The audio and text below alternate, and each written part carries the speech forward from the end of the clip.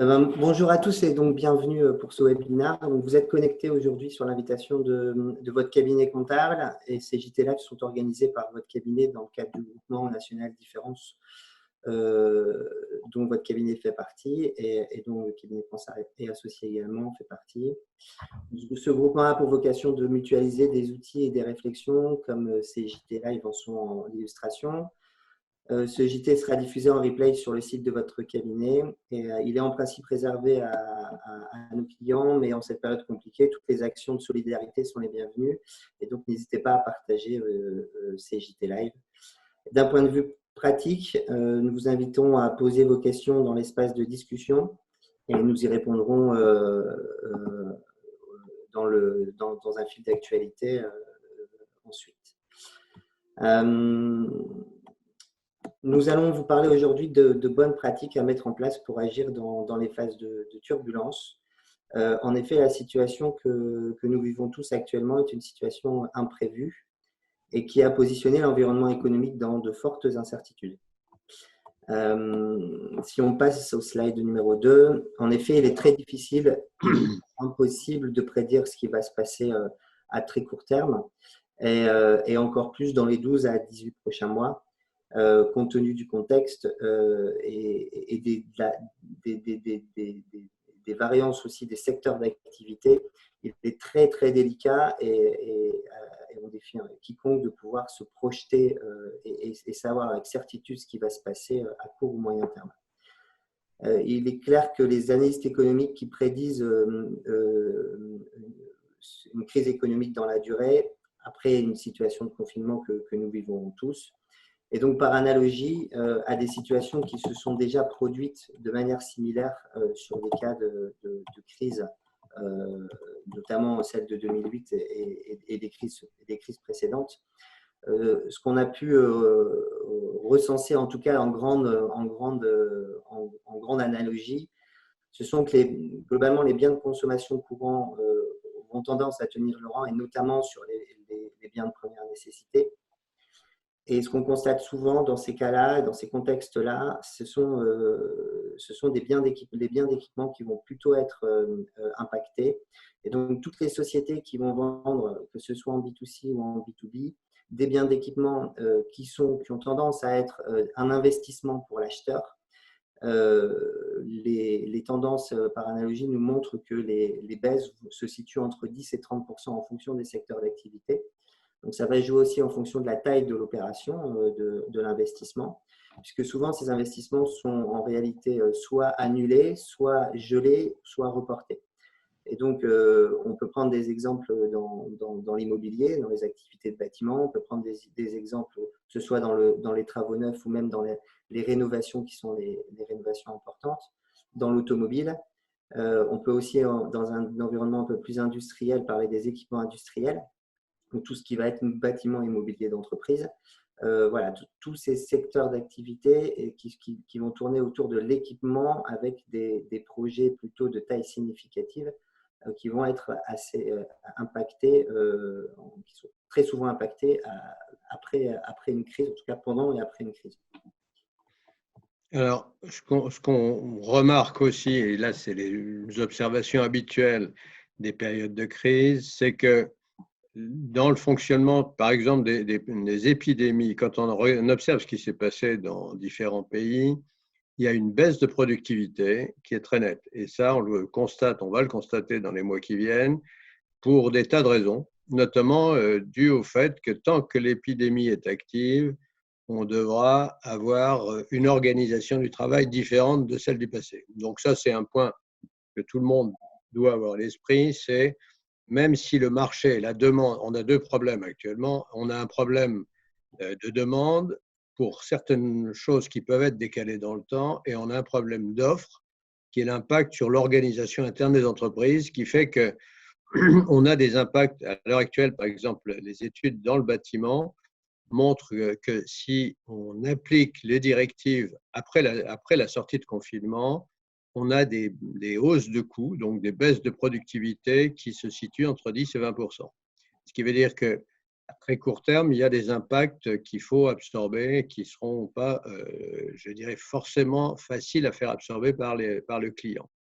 Et globalement, là, ce qu'on va voir, ce n'est pas de chercher à faire avec vous des prévisions, parce qu'on voit que l'exercice est pratiquement impossible, c'est de traiter au niveau interne à l'entreprise les grands mécanismes d'adaptation. Ce qu'on sait, c'est que dans les grandes crises majeures qu'on a connues au cours des 50 ou 70 dernières années, il y a toujours eu à peu près 20% des firmes qui en sortent meilleures ou en meilleure forme après qu'avant.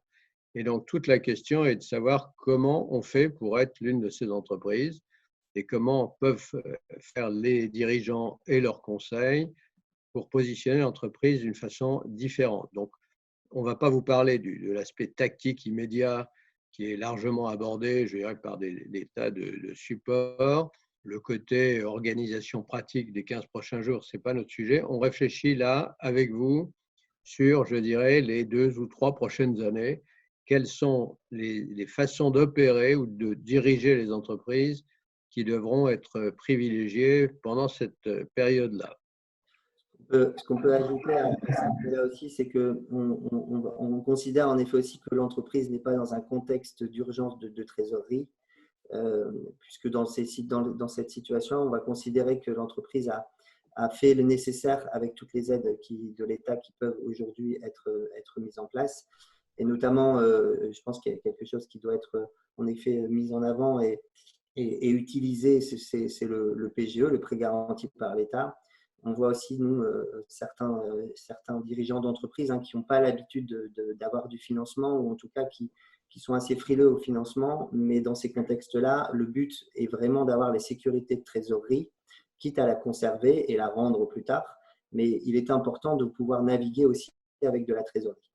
Oui, alors là, si on veut avoir une règle simple, aujourd'hui, nous recommandons à nos clients d'avoir toujours à peu près en réserve de cash, et ça veut dire que s'ils ne l'ont pas, il faut mettre en place des prêts garantis, à peu près 15% de leur chiffre d'affaires annuel. Bon, en France, les firmes ont une tradition, c'est de fonctionner avec des trésoreries assez tendues, c'est-à-dire peu de réserve de cash. Or, un des principes élémentaires de survie en période d'incertitude, c'est avoir à peu près 10 à 15% de liquidité. Alors, c'est facile à poser comme principe, ce n'est pas toujours facile à organiser, mais ça veut dire que les PGE, pour nous, doivent être exploités systématiquement, même si l'affaire n'est pas en rupture de trésorerie.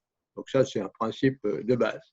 Et donc, la question qui vient dans ça, c'est que si on veut vraiment faire de l'adaptation, il faut d'abord se connaître bien. Et pour apprendre à s'auto-analyser, on utilise un outil qui est maintenant répandu depuis presque une dizaine d'années, qu'on appelle le Business Model Canvas. Alors, Canva en français, Canvas en anglais.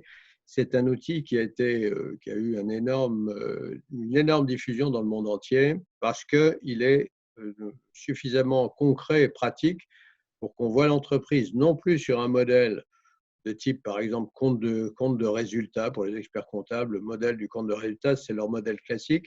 Là, vous allez voir qu'on la regarde d'une façon complètement différente, avec une grille de lecture, alors qui paraît compliquée quand on la regarde. Là, vous l'avez sous les yeux.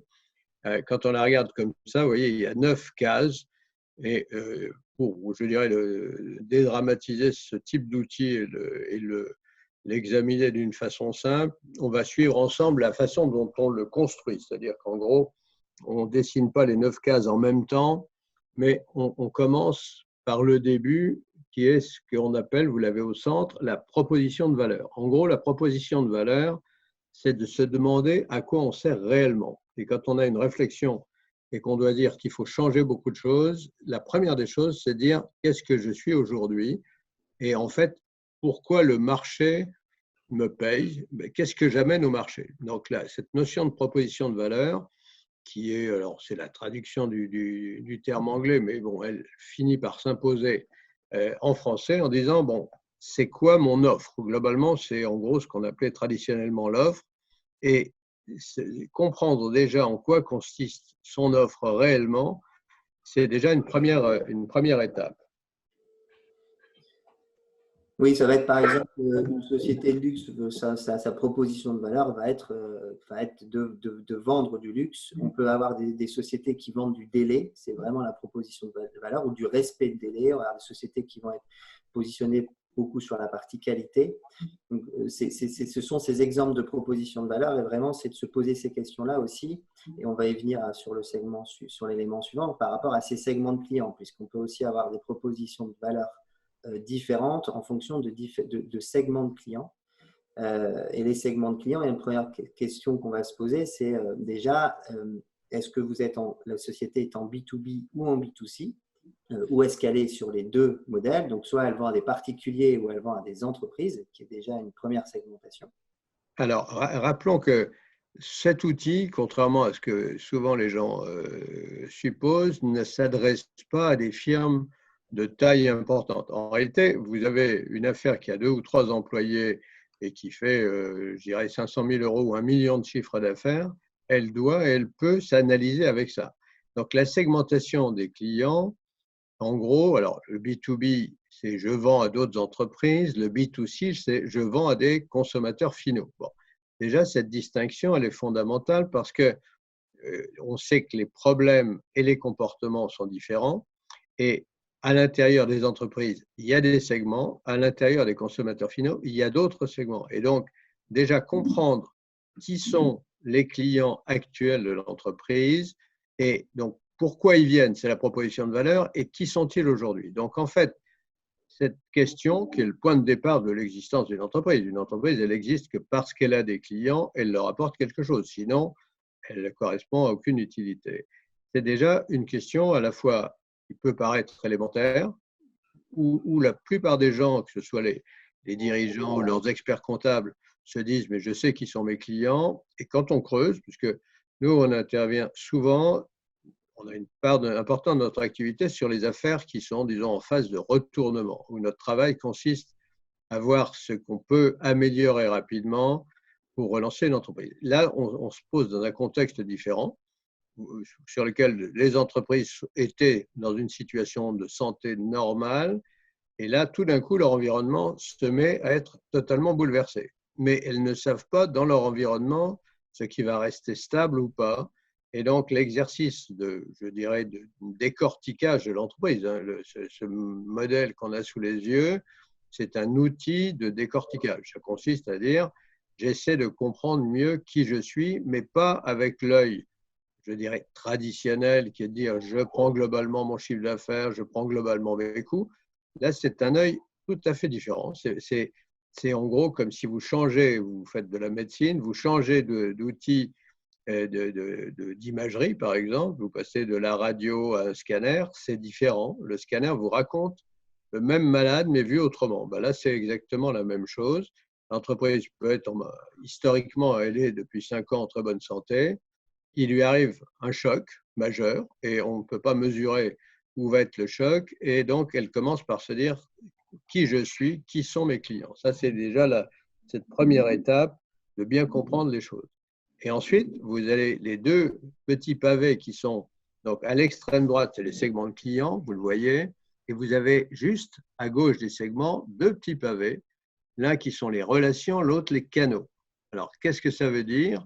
Bon, les canaux de distribution, je dirais, ça vient à l'esprit de tout le monde. C'est est-ce que je vends mes produits directement au client final ou j'ai un intermédiaire qui est un revendeur, ou bien est-ce que c'est des canaux que je contrôle? Par exemple, il y a des gens qui fabriquent et qui ont le contrôle. Et on voit en ce moment, par exemple, toutes les entreprises, par exemple, dans le secteur agroalimentaire, beaucoup, les petites entreprises qui avant vendaient par l'intermédiaire d'un distributeur, elles organisent une technique de vente directe qui, en fait, leur permet de contourner le canal habituel et d'aller directement en contact avec le client. Donc, les canaux, c'est une notion simple, mais qu'il faut se poser comme question, à savoir, est-ce que les canaux que j'ai aujourd'hui vont être toujours les canaux de demain? Et la deuxième question qui est au-dessus, le petit pavé qui est au-dessus, ce sont les relations avec les clients. Alors, ça, on peut peut-être en parler, François, ça veut dire quoi, cette question? Quelles sont mes relations avec les clients?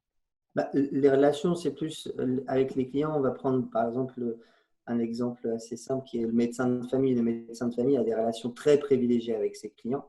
Donc, c'est cette notion de relation client, est-ce qu'elle est avec une intimité forte et avec une confiance forte, ou est-ce qu'on est un peu comme un Amazon où quelque part on est un numéro et le client est un numéro et le client, il est là juste par un process d'achat. Mais par contre, il n'y a pas une intimité très forte en termes de relation client. Il va y avoir des modèles aujourd'hui qu'on voit de plus en plus se développer, notamment sur le digital, avec des modèles de communauté. C'est-à-dire que ce sont les clients eux-mêmes qui s'auto-alimentent et qui alimentent la communauté en contenu, en information, en produits. On parle par exemple de Vinted qui a développé une communauté de vendeurs seconde main de produits textiles. Voilà, donc ça, c'est vraiment cette notion de quelle relation nous mettons avec nos clients. Est-ce que c'est une intimité forte et une connaissance forte, ou on considère le client qui est plutôt entré dans un process d'achat et on le laisse tel quel.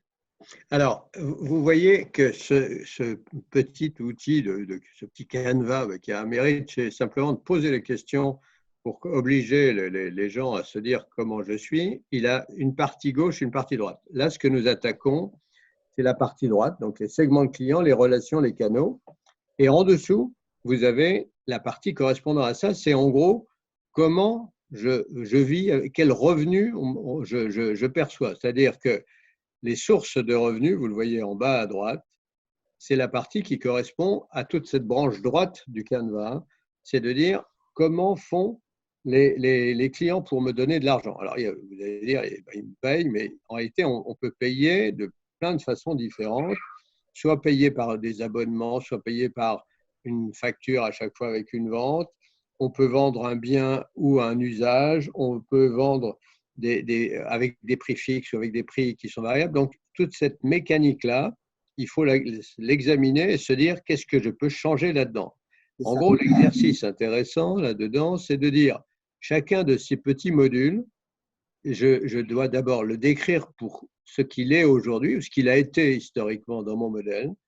Et demain, dans une phase d'incertitude, qu'est-ce que je peux changer dans chacun de ces modules? Ce qui est un exercice beaucoup plus facile que si on part de zéro avec une feuille blanche en disant, bon, mon entreprise, qu'est-ce que je pourrais changer s'il y a une crise majeure qui arrive?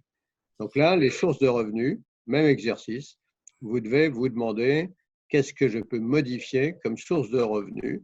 Est-ce que les choses que je vendais, je ne devrais pas les louer ou bien faire un mélange de choses? Bon, l'idée est toujours la même, c'est de dire qu'est-ce que je remets en question dans mon modèle économique. Oui, et puis c'est de bénéficier d'opportunités. On voit par exemple certains distributeurs, on a un cas qu'on peut déjà anticiper, qui est une boîte qui vend des vins et spiritueux. On a regardé un petit peu un cas similaire, où aujourd'hui, si elle vend à des restaurateurs, il est fort à penser que les restaurateurs ne vont pas grossir les commandes compte tenu des stocks qu'ils ont, ils vont plutôt les fragmenter.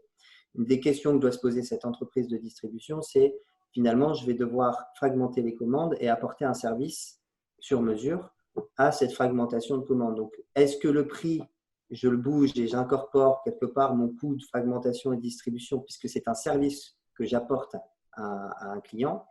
Et donc, ça fait partie de ce revenu, c'est de dire, OK, mais quelque part, la taille de commande, si on me prenait avant 10 000 euros de vin et ça me faisait 3 mois et le restaurateur supportait ce stock. Si demain, finalement, c'est plus que des commandes de 500 euros fragmentées toutes les semaines parce que finalement, je lui apporte le service de porter le stock, il faut se poser ces questions-là de comment, derrière, on monétise ça, puisque ça va engendrer des coûts pour l'entreprise, cette fragmentation. Voilà. Alors, si on revient juste un instant sur le canevas, Marie, voilà, vous voyez, on va regarder maintenant toute l'aile gauche, c'est-à-dire en gros, pour faire ce que nous avons défini dans l'aile droite du canevas, on a un certain nombre de choses qui sont dans les modules de gauche. Les modules de gauche, ils sont 3 modules, les partenaires, les activités, les ressources, et en dessous, les coûts correspondants. C'est-à-dire qu'en fait, une entreprise, elle n'est pas seule au monde, elle a besoin d'avoir des partenaires, elle a des activités clés, c'est ce que vient de dire François, c'est-à-dire en gros, qu'est-ce qui est prioritaire? On s'aperçoit que des firmes qui étaient des firmes historiquement dont l'activité clé, c'était dans le cas par exemple de cette affaire de distribution de vin, elle choisissait des vins, et bien là, ça peut devenir la logistique. C'est-à-dire que l'activité clé que les clients vont apprécier, c'est cette capacité à livrer très vite des petites quantités pour éviter qu'eux soient en stockage permanent. Et les ressources, alors les ressources, c'est bien évidemment une entreprise, elle a des ressources qui peuvent être physiques au sens les matériels, les équipements, les choses comme ça. Intellectuelles, c'est des êtres humains avec des savoir-faire. Les ressources financières, on en a parlé, c'est simplement de ne pas être pris à la gorge par un problème de trésorerie. Donc, en gros, identifier systématiquement qui sont mes partenaires clés, qu'est-ce qu'ils m'apportent, et on verra tout à l'heure dans l'attitude mentale qu'il faut avoir dans les crises, c'est une fonction essentielle. Quelles sont mes activités clés aujourd'hui? Qu'est-ce qu'elles pourraient être demain? Et les ressources, quelles sont les ressources qui vont me manquer? On va parler tout à l'heure des compétences, parce que c'est une clé essentielle. Donc, quelles compétences il faut que j'essaie d'acquérir pour faire face à un environnement qui ne ressemble plus à hier? Donc, les structures de coûts, c'est lié à ça. Une activité, elle a un coût. Une ressource, elle a un coût.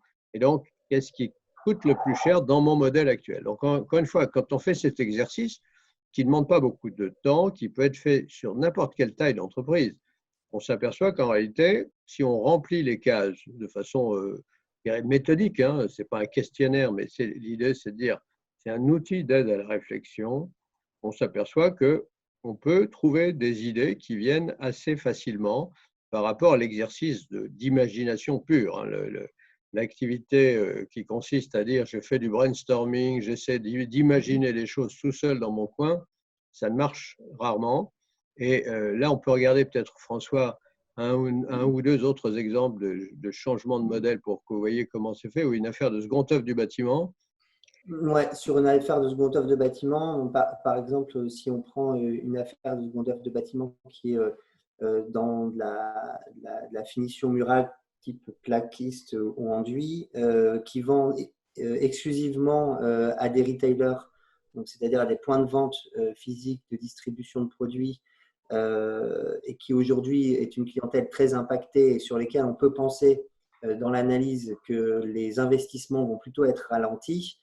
La question qui va devoir se poser par rapport au business model Canva qu'on vient de développer, c'est de se dire quels sont les segments de clients qu'il va falloir que je puisse aller chercher en complément, puisque si je n'ai qu'un segment de clients sur lequel je pense qu'il va y avoir un scénario de baisse significative, il faut que j'aille en chercher d'autres. Et donc, c'est de se dire quelles sont mes ressources clés. Si mes ressources clés, c'est par exemple la prestation plutôt haut de gamme, est-ce qu'elle ne peut pas aller se repositionner sur une clientèle d'architectes B2C, CSP+, pour aller chercher des tailles d'opérations qui peuvent être importantes avec des CSP qui sont peut-être moins impactés en pouvoir d'achat par la crise, ou aussi travailler des systèmes de maintenance ou de rénovation, puisque en phase de désinvestissement, de baisse d'investissement, en contrepartie, il y a la phase de maintenance et de rénovation qui, elle, accélère. Ça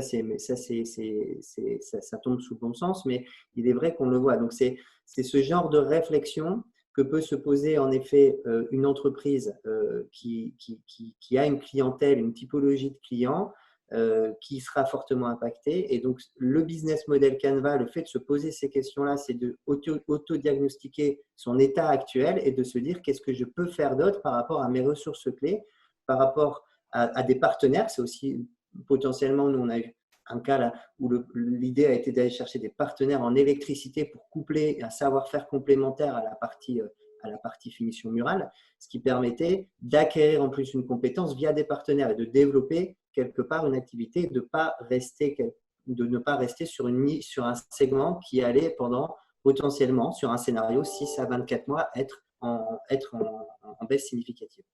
Alors, la question qu'on nous pose souvent, quand on explique aux gens que pour se regarder, il vaut mieux avoir un outil que d'improviser, c'est de dire après, une fois qu'on a l'outil, est-ce qu'il y a des principes à respecter ou à appliquer en période de turbulence? Donc ça, c'est clairement, en gros, quels sont les 10 commandements, où nous, on en utilise plutôt 9, mais les commandements qu'il faut essayer de mettre en pratique et qui ne sont pas des commandements nécessairement habituels. Et donc ça… des commandements à voir au global. Ce n'est pas un par un, c'est vraiment… Alors voilà, c'est la difficulté, c'est que souvent les gens disent « mais moi je fais ça », et on lui dit « oui, mais est-ce que tu fais aussi l'autre chose ?» Bon, Et en fait, la question, c'est de dire, ces 9 commandements, pour parler comme la Bible, c'est qu'est-ce qu'il faut s'assurer qu'on fait bien dans ce genre de choses pour tenir bien dans les turbulences.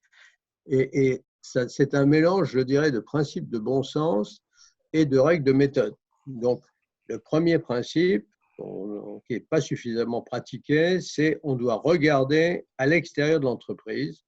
Alors, la curiosité au sens large, hein. Curiosité, ça veut dire de dire qu'est-ce qui se passe ailleurs, pas forcément dans mon secteur, dans d'autres pays, dans d'autres types d'entreprises. Est-ce que je peux aller chercher des idées ailleurs?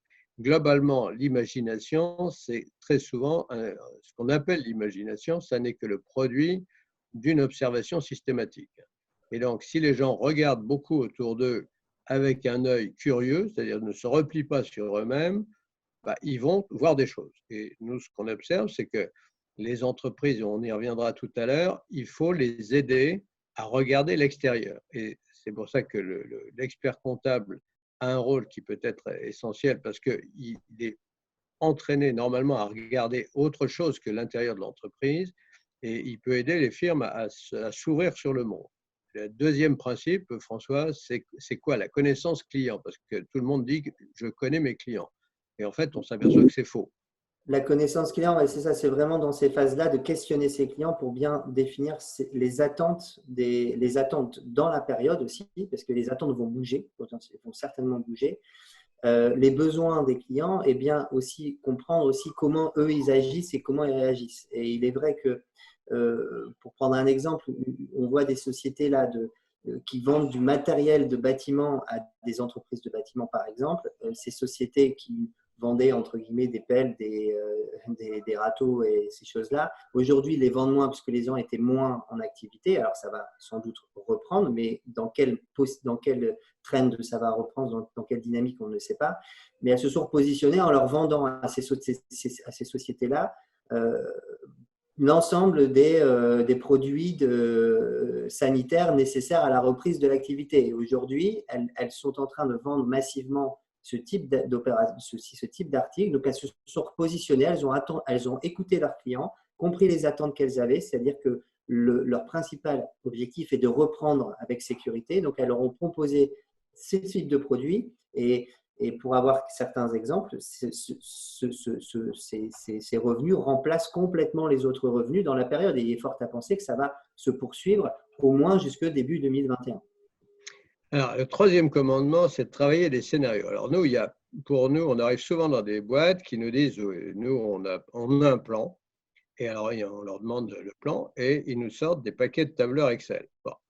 Alors, Excel, c'est un outil sympathique, mais clairement, sur le plan mental, c'est un tueur d'imagination. C'est-à-dire que les gens croient qu'en remplissant un tableur, on a construit des scénarios. Ce n'est pas ça du tout. C'est un bon scénario, c'est pas du tout un tableau de chiffres, c'est des idées qui correspondent à des tendances. C'est-à-dire qu'on dit, s'il se passe ça, qu'est-ce que je fais? S'il se passe un autre scénario, qu'est-ce que je fais? Et si vous cherchez à le formaliser avec des tableaux de chiffres, ce qui est une tentation de beaucoup d'entreprises, vous êtes sûr que vous allez vous replier sur un scénario dont la probabilité sera très faible. Et en plus, vous n'avez pas travaillé les choses qui sont à préparer dans le cadre d'autres hypothèses. En gros, on ne connaît pas l'avenir. D'habitude, on ne le connaît pas, mais ce n'est pas gênant parce qu'habituellement, il est à peu près linéaire. L'avenir est linéaire dans les phases, je dirais, de tranquillité de l'économie. Là, on a perdu la linéarité, on ne va pas la retrouver maintenant rapidement. Et donc, hier ne veut rien dire sur demain. Donc, si vous vous contentez de prendre vos 5 dernières années, de les reporter dans un tableur pour dire ça va ressembler à ça, vous êtes sûr d'aller au tapis. Donc, travailler les scénarios, c'est prendre un papier, un crayon, se mettre à plusieurs et dire, et s'il se passait ça, qu'est-ce qu'on ferait? Bon, si tel type de client se met à aller chercher tout à fait autre chose, est-ce qu'on est capable d'aller répondre à cette demande? Bon, c'est ça les scénarios. Et donc, aujourd'hui, nous, ce qu'on observe, c'est qu'ils sont rarement construits d'une façon systématique et donc ils sont remplacés par de l'arithmétique, ce qui n'a pas beaucoup d'intérêt. Marie, on peut peut-être revenir sur la page précédente. Non, c'est celle-là. Voilà. Bon, ensuite, il y a le pilotage. Donc, le pilotage est une clé dans ces périodes-là, puisqu'il faut le resserrer. Il faut resserrer les pilotages. Il faut accélérer les pilotages. Il faut surtout les mettre le plus en amont possible. C'est-à-dire que faire sortir un compte de résultat est un indicateur de constat. Ce qu'il faut, c'est remonter en amont sur ce qu'on appelle les indicateurs avancés. Un indicateur avancé est par exemple un nombre de devis émis. Si la société émettait tous les mois 100 000 euros de devis et qu'aujourd'hui le rythme est plutôt à 50 000 euros de devis, il est fort à penser qu'elle va baisser dans la durée 50% de son activité. Il en est de même sur les taux de transformation sur ces modèles-là. Donc, en fonction des modèles économiques, on va parler par exemple dans l'hôtellerie des taux d'occupation. Le pilotage du taux d'occupation est une clé dans ce type de modèle économique. Et il est vrai que remonter au maximum les indicateurs et surtout les adapter par rapport à son modèle et à la situation actuelle est quelque chose de très important puisque ça permet quelque part de guider aussi et de guider les actions et de guider les impacts que ça aura dans le court terme pour justement être beaucoup plus agile dans la durée. Alors, pour essayer de respecter le temps, sinon Marie va nous tirer les oreilles, non, il y a encore donc 5 approches. Bon, une culture de l'échec, en gros, c'est de dire une entreprise ne doit pas marcher par grands paris, elle doit marcher par petits essais en disant je fais 10 petits essais de choses nouvelles. Si ce sont des petits essais, ce sera de petits échecs et j'en aurai un de temps en temps qui marchera. Ça, c'est un principe qu'il faut avoir. Ce n'est pas faire des paris massifs, c'est faire des petits essais. Ensuite, autre point, voilà, les partenariats, on l'a évoqué, c'est-à-dire travailler avec des gens complémentaires parce qu'ils ont des savoir-faire complémentaires, c'est une clé. Ensuite, les compétences. Alors, c'est quoi les compétences, hein? C'est l'image bien connue. Une entreprise, c'est comme un arbre. Les racines, ce sont les compétences. Les branches, ce sont les utilisations des compétences. C'est-à-dire, vous avez un savoir-faire en électronique, vous pouvez l'utiliser dans une branche qui est par exemple de l'électronique industrielle ou une autre branche qui est de l'électronique dans le grand public au niveau de la domotique ou des choses comme ça. Un autre point, alors qui est peut-être un peu, ça ressemble à du jargon, l'économétrie de la transaction de base. Nous, c'est ce qu'on utilise, la notion de transaction de base, mais juste pour se faire comprendre, je rentre dans une boulangerie, j'achète une baguette et 2 croissants et je paye 5 euros. Bien, ça c'est une transaction de base. Et quand on regarde un modèle économique, il faut vraiment regarder ça au niveau de la transaction de base. Parce que dire qu'une entreprise fait une boulangerie qui fait 500 000 euros n'a pas de sens si par contre son panier moyen est trop petit. Et donc, par exemple, on a intervenu il y a quelques années sur une chaîne de boulangerie. La clé pour nous a été de faire monter le panier moyen. C'est-à-dire qu'en gros, les boulangeries ont un panier moyen qui se situe souvent dans la zone des 3 euros, 4 euros. Et en rajoutant certains types de produits, on fait monter le panier moyen à 8 ou 10, ce qui change tout. Parce que ça veut dire que l'encombrement, le nombre de travail à faire, l'organisation de la boulangerie change si elle fait son chiffre avec moins de transactions, si elle fait, ou alors des transactions plus importantes. Et alors, le dernier point, François, peut-être on peut en parler, c'est pourquoi il faut se regarder de l'extérieur parce qu'on est victime de biais cognitifs. Ouais, donc ça c'est en effet, alors on pourrait en faire un JT Oui, quasi à lui tout seul. complet. C'est pour ça qu'on a renvoyé, on vous renvoie vers Olivier Sibony et qui a fait des vidéos assez courtes et très explicatives. En fait, l'idée, c'est la question qui se pose, c'est de se dire pourquoi, dans certains contextes, des personnes censées maîtrisant leur entreprise, leur environnement, se trompent ou ne voient pas des choses arriver négatives pour leur entreprise. Et donc, en fait, il évoque le sujet des biais cognitifs qui peuvent être de dire, bon, ben, moi, en gros, j'ai toujours survécu et donc je survivrai toujours. Ça, c'est un biais. C'est le biais de se dire, ben, rien ne peut m'arriver puisque en réalité, j'ai toujours réussi. Donc ça, c'est une forme de biais cognitif. Et donc, c'est là où il est important d'avoir une vision extérieure qui, elle, n'a pas les biais intérieurs que l'on vit au quotidien. Et donc, c'est pour ça que c'est important d'avoir un regard extérieur et qui n'a pas les mêmes biais, qui peut lui en avoir d'autres, mais à la limite, c'est pas grave, ça se complète. Mais l'idée, c'est d'essayer de mettre en place, en effet, des techniques. Et une des techniques, par exemple, c'est de se dire, on met une équipe par exemple, qui va dire un scénario très positif, une équipe qui va mettre un scénario très négatif, et on va les confronter pour essayer d'aller chercher l'extrait essentiel de ce qui peut arriver dans l'avenir, puisqu'en fait, on va confronter des idées et une technique d'opposition est une très bonne technique. Donc, par contre, pour faire une opposition, il faut être deux. Donc, c'est pour ça que le rôle d'un conseil extérieur, ou que ce soit un conseil, ou en tout cas de quelqu'un d'extérieur à l'entreprise qui ne vit pas au quotidien dedans, est important. Voilà, donc on a un peu survolé le sujet, bien évidemment, et on mettra en ligne le support, et si vous avez des questions, on sera ravis d'y répondre, mais clairement, vous avez vu que c'est en même temps c'est de la méthode un peu, et c'est un état d'esprit beaucoup, c'est-à-dire de dire le changement n'est pas l'ennemi, et si j'ai une attitude proactive et systématique, le changement, c'est une période d'opportunité. Voilà, merci à tous de Merci. votre attention. Au revoir.